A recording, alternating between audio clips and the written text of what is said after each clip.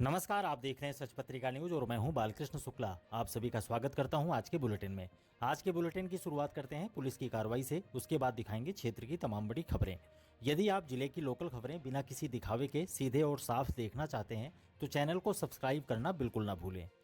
Social media पर हथियारों के साथ रॉबिन हुड जैसी पोस्ट डालने वालों के खिलाफ पुलिस ने कड़ा रुख अपनाते हुए एक आरोपी को गिरफ्तार किया है। यह कार्रवाई विशेष अभियान के तहत कोटपुतली थाना पुलिस और साइबर सेल की संयुक्त टीम ने की। कोटपुतली बहरोड एसपी राजन दुष्यंत के आदेश पर एएसपी वैभव शर्मा, डीएसपी राजेंद्र कुमार बुर्डक और थानाधिकारी राजेश शर्मा के निर्देशन में गठित विशेष टीम ने सोशल मीडिया पर असामाजिक तत्वों की निगरानी शुरू की।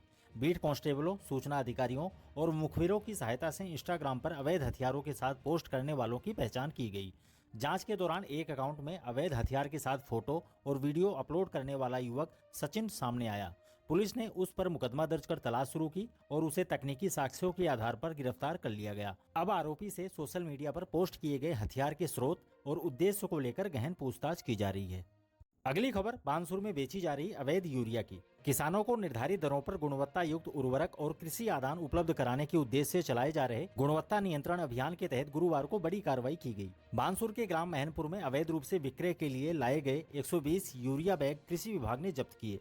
कृषि विभाग के संयुक्त निदेशक महेंद्र जैन ने बताया कि विभाग को सूचना मिली थी कि स्थानीय व्यक्ति बंशीधर सिलाई का काम करता है और वह बिना लाइसेंस के यूरिया बैग किसानों को बेचने के लिए लाया है। सूचना मिलते ही विभागीय उर्वरक निरीक्षकों की टीम को मौके पर भेजा गया और जांच के दौरान सभी बैग अवैध पाए गए। उद्यान विभाग के उपनिदेशक और कृषि अधिकारी दयाराम के नेतृत्व में कार्रवाई करते हुए सभी 120 बैग जब्त कर उन्हें बानसूर स्थित जीएसएस में सुरक्षित रखवाया गया।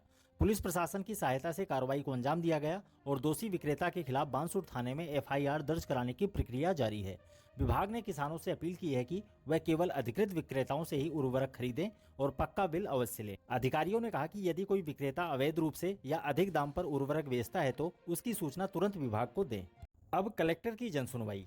आमजन की समस्याओं के त्वरित समाधान की दिशा में जिला कलेक्टर कल्पना अग्रवाल की अध्यक्षता में गुरुवार को कलेक्ट्रेट भवन में जिला स्तरीय जन सुनवाई का आयोजन किया गया। इस जन सुनवाई में कुल 86 मामले प्राप्त हुए, जिनमें से कई मामलों में तुरंत कार्रवाई के निर्देश दिए गए। इस दौरान कलेक्टर ने स्पष्ट निर्देश दिए कि अधिकारी आमजन की शिकायतों को संवेदनशीलता से सुने और उनका समाधान स्थानीय स्तर पर ही करें, ताकि नागरिकों को बार बार सरकारी कार्यालयों के चक्कर न काटने पड़े। उन्होंने कहा कि यह समय पेयजल, बिजली, चिकित्सा और सफाई जैसी बुनियादी सेवाओं की दृष्टि से अत्यंत संवेदनशील है, इसलिए सभी अधिकारी आपसी समन्वय से कार्य करें और किसी भी प्रकार की लापरवाही बर्दाश्त नहीं की जाएगी। जन सुनवाई के दौरान गोपालपुरा निवासी पूरणमल ने राजश्री योजना की तीसरी किस्त में देरी की शिकायत की, जिस पर कलेक्टर ने जिला शिक्षा अधिकारी और सीएमएचओ को समन्वय के साथ त्वरित कार्रवाई करने और लाभार्थी को जल्द सहायता दिलाने के निर्देश दिए। इसी प्रकार कनक विहार कॉलोनी में जल भराव की समस्या पर नगर परिषद को अतिरिक्त पंप सेट लगाकर तत्काल समाधान सुनिश्चित करने के लिए कहा गया। कलेक्टर ने म्यूटेशन से जुड़े लंबित मामलों में बिना जांच के ऑटो फॉरवर्ड की स्थिति पर नाराजगी जताते हुए दोषी पटवारियों और तहसीलदारों के खिलाफ कार्रवाई करने के निर्देश दिए। उन्होंने अधिकारियों से कहा कि समस्याओं को प्राथमिकता देकर गंभीरता से निपटाएं और समाधान की रिपोर्ट नियमित रूप से प्रस्तुत करें। जन सुनवाई में ADM Om Prakash Saharan, SDM Brajesh Kumar Chaudhary, ASP Shalini राज, डीएसओ शशि शेखर शर्मा समेत विभिन्न जिला स्तरीय अधिकारी और उपखंड अधिकारी मौजूद रहे। अब सिंदूर स्मारक से जुड़ी खबर।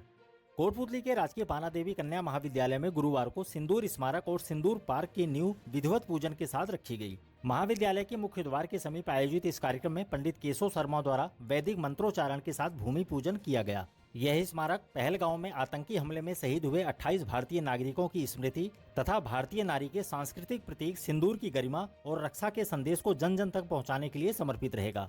इस अभिनव पहल की अगुवाई समाज सेवी रतन लाल शर्मा ने की, जिसमें सर्व समाज के प्रबुद्ध जनों सहित स्थानीय बालिकाओं की भी भागीदारी रही। कॉलेज की छात्राओं द्वारा नींव पूजन में सहयोग करना सभी के लिए प्रेरणादायक क्षण रहा। कार्यक्रम में विश्व हिंदू परिषद के जिलाध्यक्ष डॉक्टर अश्विनी गोयल, डॉक्टर सुगन चंद्र, पूर्व प्रधान विक्रम सिंह तंवर, भाजपा नेता शंकर लाल कसाना, रेंजर सतपाल ढिणाल, डॉक्टर जगराम गुजर, भाजपा नेता शशि मित्तल, सतीश चौधरी, ब्रह्मदेव कोकचा सहित अनेक गणमान्य लोग मौजूद रहे। अगली खबर विद्यार्थी परिषद की।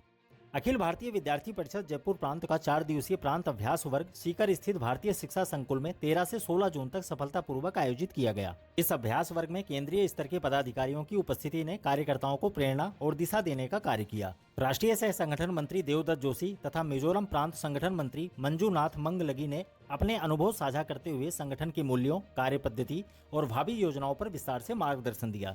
इस दौरान कोटपुतली जिले के लिए एक महत्वपूर्ण घोषणा करते हुए सचिन भरगड़ को विद्यार्थी परिषद का नया जिला संयोजक नियुक्त किया गया। इस घोषणा के साथ समस्त कार्यकर्ताओं में उत्साह की लहर दौड़ गई। आपको बता दें कि सचिन भरगड़ विश्व हिंदू परिषद के नेता पूरणमल भरगड़ के पुत्र हैं। उनकी नियुक्ति को संगठन के युवा नेतृत्व में विश्वास और सक्रिय कार्यशैली का सम्मान माना जा रहा है। कोटपुतली सहित जिले भर के कार्यकर्ताओं ने उन्हें बधाई देते हुए संगठन को नई ऊंचाइयों पर पहुंचाने की कामना की। अब भूमि पर कब्जे का मामला।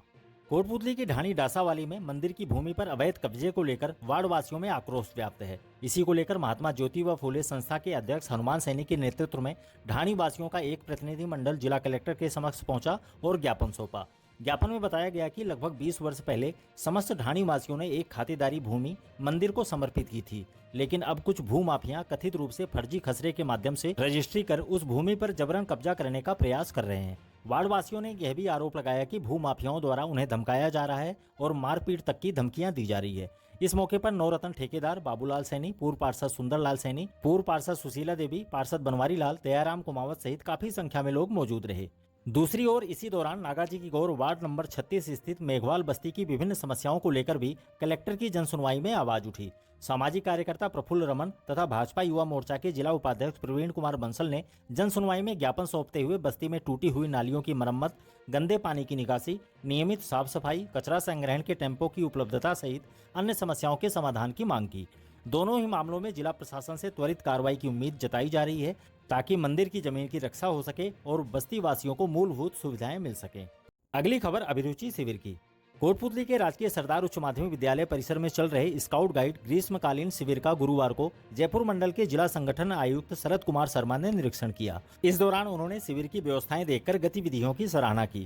कार्यक्रम को संबोधित करते हुए शर्मा ने स्काउटिंग को जीवन निर्माण की उत्कृष्ट प्रक्रिया बताया। उन्होंने कहा कि ऐसे शिविर बच्चों में नेतृत्व और आत्मविश्वास की भावना जागृत करते हैं। सचिव फूलचंद मीणा, मुकेश अग्रवाल और रजनीकांत शर्मा ने भी बालकों की अभिरुचियों की सराहना की। शिविर में चित्रकला, विज्ञान मॉडल, संगीत और सिलाई जैसी गतिविधियों का प्रदर्शन किया गया। कार्यक्रम का संचालन संघ के सचिव रामवीर यादव ने किया और आभार हारमोनियम प्रशिक्षक दिग्विजय सिंह ने व्यक्त किया। अब राहुल गांधी का जन्मदिन। लोकसभा में नेता प्रतिपक्ष और कांग्रेस के पूर्व राष्ट्रीय अध्यक्ष राहुल गांधी के जन्मदिन पर शहर में सेवा और सद्भावना के साथ विशेष आयोजन किया गया। कांग्रेस चिकित्सा प्रकोष्ठ के सचिव डॉक्टर अभिलाष मीणा, जिलाध्यक्ष डॉक्टर मनमोहन सिंह राठौड़ और उपाध्यक्ष अमर सिंह गुर्जर के नेतृत्व में जयसिंह गौशाला में गायों को चारा और गुड़ खिलाकर गांधी का जन्मदिन मनाया गया। कार्यकर्ताओं ने सेवा और करुणा का संदेश देते हुए कहा कि राहुल गांधी का जीवन समर्पण और संवेदनशीलता का प्रतीक है और गौ सेवा के माध्यम से उनके जन्मदिन को सार्थक रूप दिया गया है। इसके पश्चात केक काटकर जन्मदिन की औपचारिकता पूरी की गई।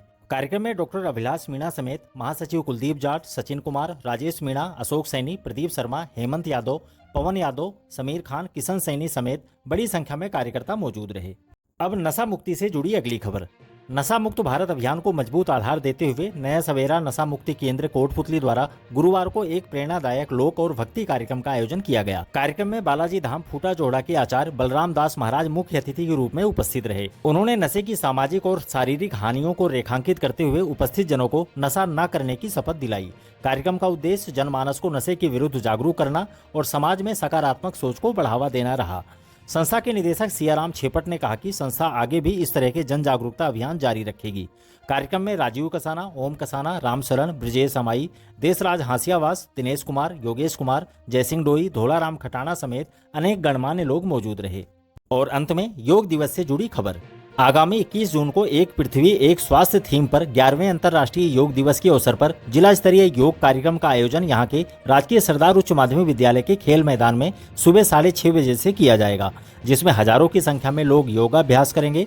जिला कलेक्टर कल्पना अग्रवाल ने कार्यक्रम की तैयारियों की समीक्षा कर सभी विभागों को जिम्मेदारी सौंपी और योगा संगम पोर्टल पर अधिक से अधिक लोगों को रजिस्ट्रेशन कराने के लिए प्रेरित करने का आह्वान किया। इस आयोजन से पहले आयुष विभाग द्वारा जिले भर में योग अभ्यास शिविर आयोजित किए जा रहे हैं। अगर आपको हमारी खबरें जरूरी और सटीक लगी हो तो एक लाइक जरूर करें। आपका एक लाइक हमें और बेहतर काम करने की ताकत देता है। यदि आप चाहते हैं सबसे तेज, सच और सटीक खबरें तो चैनल को सब्सक्राइब भी जरूर करें। दोबारा मिलते हैं इसी तरह की दूसरी ताजा खबरों के साथ। नमस्कार।